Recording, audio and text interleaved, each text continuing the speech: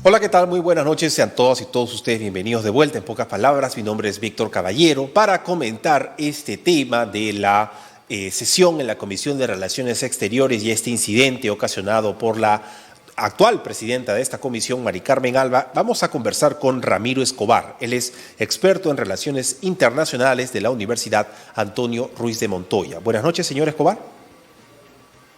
¿Cómo te va? Gusto saludarte, Víctor. ¿Qué tal? Gracias por Primero, agradecerle por estar aquí, darnos un poco de su tiempo, queremos aprovecharlo lo más que se pueda. Y quisiera empezar preguntándole o pidiéndole que por favor precise cuáles son las principales correcciones que habría que hacer a lo dicho por la actual presidenta de la Comisión de Relaciones Exteriores, Mari Carmen Alba, sobre la República Árabe Saharaui. La primera corrección te la voy a hacer aquí, porque no es República Árabe Saharaui, sino República Árabe Saharaui. Saharaui, perfecto. Sí, Saharaui es un error, perdóname que te lo diga, que claro. Han cometido varios políticos, ¿no? El almirante Montoya, no sé si exactamente ella, pero sí varios políticos. República Árabe Saharaui Democrática, RASD.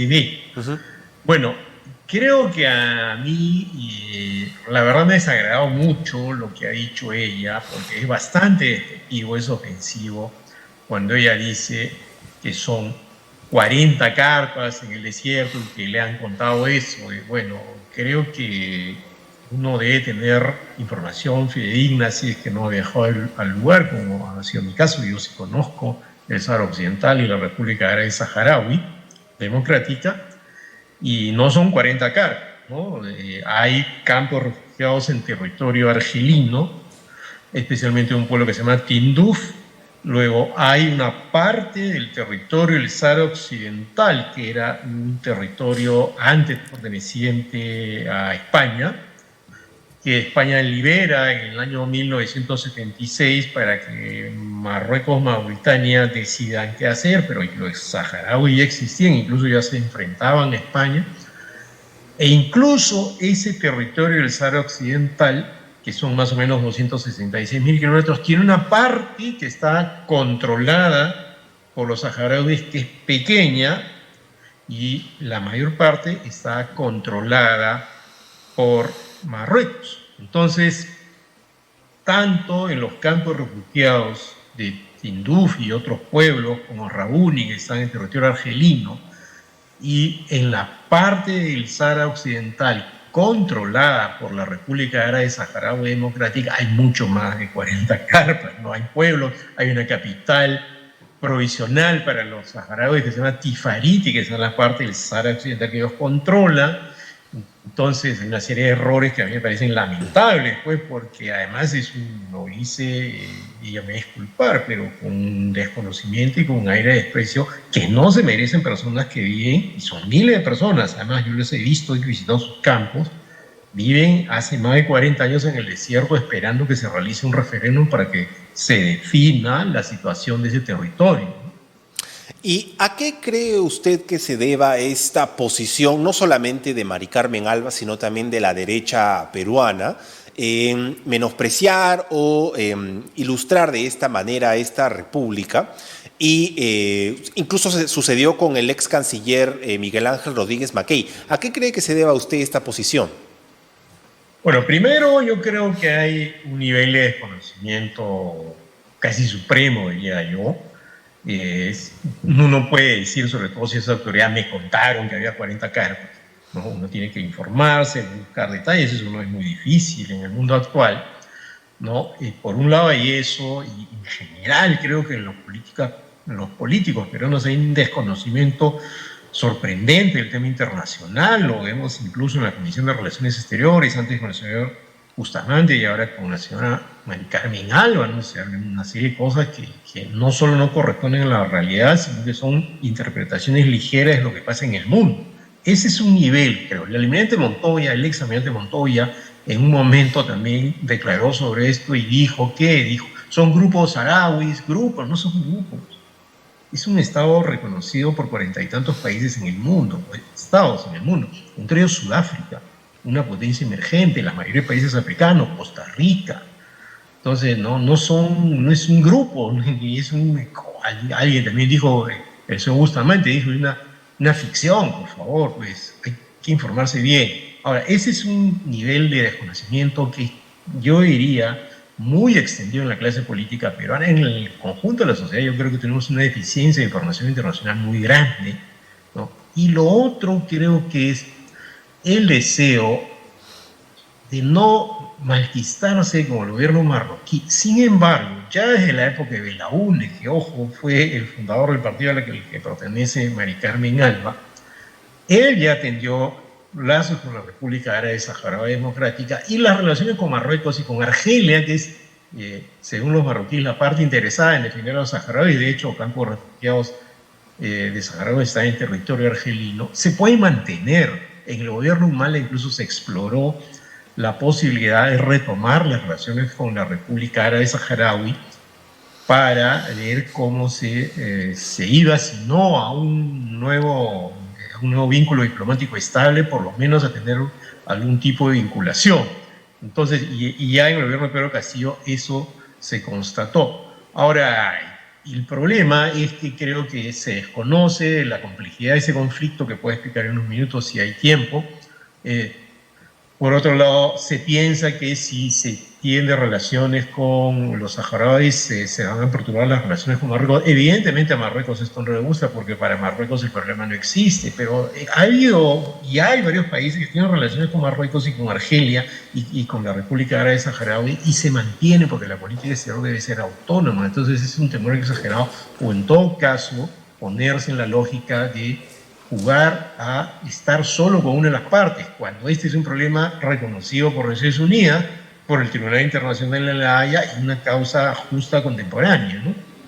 Si pudiera, podemos aprovechar algunos minutos para que nos resuma o nos explique de la manera más sencilla posible este conflicto, ¿no? ¿Cómo podríamos entenderlo las personas que tal vez no estamos tan enterados de los detalles? Bueno, el Sáhara Occidental era un territorio español. Cuando el dictador Francisco Franco está a punto de fallecer, él encarga, ya había la intención de España de descolonizar este territorio, entonces encarga que esto se deje en manos de Marruecos y Mauritania para que se decida qué hacer. Pero ojo, en ese territorio ya vivían los saharauis, que es una etnia que es proveniente de beduinos que vinieron de la península arábiga y también de algunos habitantes de África subsahariana. Ya estaban ahí hace bastantes décadas o siglos. Entonces, incluso los saharauis, como el Frente Polisario, que es, digamos, el grupo, el ejército que defiende a los saharauis, están de acuerdo con la República, con un nuevo Estado, ya se había enfrentado a España. Entonces, ¿qué pasa? Se genera, a partir del año 76, una guerra entre Marruecos, Mauritania y el Frente Polisario representante de los saharauis. Los saharauis en ese momento ya declaran la República Árabe Saharaui Democrática. Mauritania luego se retira la guerra. Para los saharauis eso implicó la derrota de Mauritania, no pudo sostener la guerra Mauritania, entonces queda un enfrentamiento entre Marruecos y el Frente Polisario o la República, que es el representante militar de la República Árabe Saharaui Democrática. Ese enfrentamiento duró hasta 1991, cuando interviene la ONU y promueve una suspensión de hostilidades que dura hasta ahora. Sin embargo, el año 89, el propio reino marroquí y la República Árabe Saharaui Democrática acuerdan un referéndum que fue apoyado por Naciones Unidas, por varios países, y el propio Marruecos aceptó. Ese referéndum que busca que los saharauis que viven en la parte controlada por la RAS, por la República Árabe Saharaui, y la parte controlada por Marruecos, de acuerdo al derecho al libre autodeterminación de los pueblos, voten para ver si quieren ser marroquíes o saharauis. Entonces, a pesar de que Marruecos aceptó eso, luego retrocedió y se mostró renuente a que se realizara el referéndum. Los saharauis dicen que eso es porque temían perder. Ahora, los marroquíes argumentan que la población de la zona es flotante. Efectivamente, yo he visto en la zona hay población que se mueve, pero el lugar no es exactamente nómade, como eso fue otra cosa que dijo la congresista Alba, ¿no? El nómada es otra cosa, nómada es ahí en Siberia, digamos, estos son como transhumantes, ¿no? Se mueven de un lugar a otro, pero a veces se asientan en algunos lugares, ¿no? Quizás algunos sean nómades, pero el conjunto de la población saharaui no lo es, ¿no? Y entonces, mientras eso ocurre, las Naciones Unidas tienen una misión para lograr la estabilidad en la región, pero a medida que han pasado los años, Marruecos no quiere el referéndum y la República Árabe Saharaui Democrática no quiere otra cosa que no sea el referéndum. Y el problema es que si no hay potencias mundiales que impulsen una solución que, para mi punto de vista, la lógica, lo legal, lo justo sería el referéndum, entonces no se va a realizar. Y ese es el problema. Tú tienes a más de, no sé, miles de personas, pero no son 40 carpas, pues, ¿no? De miles de personas tiradas en el desierto, abandonadas prácticamente en una situación muy precaria, que esperan que eso se realice, ¿no? Y no se realiza, y eso sería lo justo, lo legal, y lo que un país que está de acuerdo con la descolonización, que en teoría cualquier país estaría de acuerdo, apoyaría, pues, pero los intereses de las potencias mundiales, porque hay fosfatos en el territorio del Sahara que controla Marruecos, hay un banco de pesca, no apoyan. Esto es algo parecido a la causa palestina, pero con mucho menos prensa y con más desconocimiento de la comunidad internacional, pero además sin grandes potencias que apoyen esta causa que a mi juicio es justa, ¿no? Finalmente, entonces, ¿usted está de acuerdo con esta decisión del canciller César Landa de restablecer las relaciones con esta República de Saharaui? Por supuesto que estoy de acuerdo, y estoy de acuerdo además que se mantengan las relaciones con Marruecos, con Argelia, con todos los países que tienen algún vínculo con esto. Entonces, con este conflicto, o sea, se pueden hacer todas esas cosas a la vez, ¿no? Y ojo que, fíjate, Víctor, yo lo que creo, hay una frase que mucha gente dice, los países no tienen amigos, tienen interés. Yo tomo con pinzas esa frase porque es una frase un poco dicha al paso, que alguien tiene una conversación coloquial. En realidad, las políticas exteriores de los países también deben defender causas justas como la Palestina, la saharaui, hay asuntos humanitarios. Yo he estado en una escuela para niños con discapacidad mental en medio del desierto del Sahara, en unas situaciones súper precarias y mucha gente a la que le falta el agua, se le tiene que llevar la comida, solo se come prácticamente, otras cosas más también, pero sobre todo carne de dromedario, es una precariedad impresionante, ¿no? Entonces no podemos simplemente movernos, caer en el juego de los implicados, ¿no? O moverse solo en el lado de los implicados, que creo que era lo que pretendía el canciller Rodríguez Mackay, y no tener en cuenta la situación internacional, el conflicto, las dimensiones de este conflicto internacional, en el cual incluso trató de mediar Javier Pérez de Cuéllar, y el embajador Rodríguez Cuadros hace unos días dijo esto también, esto de que se deben apoyar también causas de justicia internacional contemporánea, a la vez teniendo una política exterior múltiple, autónoma y no dependiente de nadie. El gobierno de la República Árabe Saharaui Democrática también es criticado por ser autoritario. A mí eso no se me escapa el radar.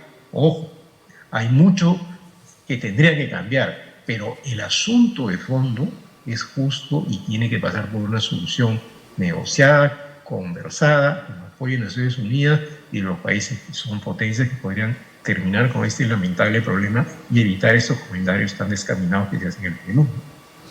Perfecto, señor Escobar, le agradecemos mucho por haber estado aquí y esperamos tenerlo de vuelta también muy pronto. Por supuesto, encantado de conversar contigo, Víctor, y hasta otra oportunidad contigo y con los amigos televidentes. Gracias, buenas noches. Bien, bueno, estas han sido las explicaciones bastante didácticas del experto en Relaciones Exteriores Internacionales de la Universidad Antonio Ruiz de Montoya, Ramiro Escobar. No tenemos tiempo para más, les agradecemos mucho por haber estado aquí y volvemos mañana a las 10 de la noche. Cuídense mucho, chao, chao.